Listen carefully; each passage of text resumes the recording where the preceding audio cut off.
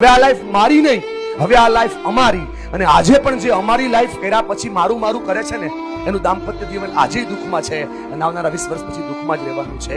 અને આપણે કહીએ છીએ કે we are made for each other. આપણે જેના માટે જીવન જીવીએ છીએ ને બેન, એ વ્યક્તિને ક્યારે આપણે વાહ નથી કીધું. મારી વાતમાં સચ્ચાઈ ન હોય ને મારી વાલી બેન, તારી આંખમાં આંસુ ના હોય.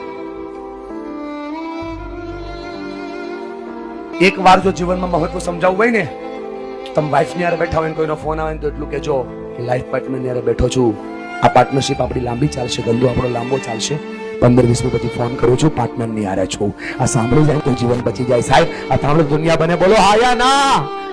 જયારે આપણે કોઈના પર આંગળી ચીંધીએ છીએ, ચાર આપણા પર જાય છે. બગલાને રમત થાય ભાઈબંધ, દેડકાનો જીવ જાય. પ્રાયોરિટીની આખી ગેમ છે, આખી ગેમમાં પ્રાયોરિટી છે. હા, પ્રેમથી લખો ये बात.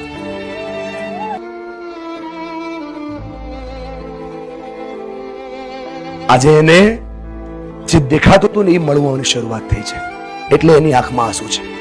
આપણે પિક્ચર કયું જોવું ને સાથે બેસીને ડિસ્કસ કરીએ છીએ, પણ આપણે જીવન કેવું જીવવું ને એ સાથે બેસીને ક્યારેય ડિસ્કસ કરતા નથી.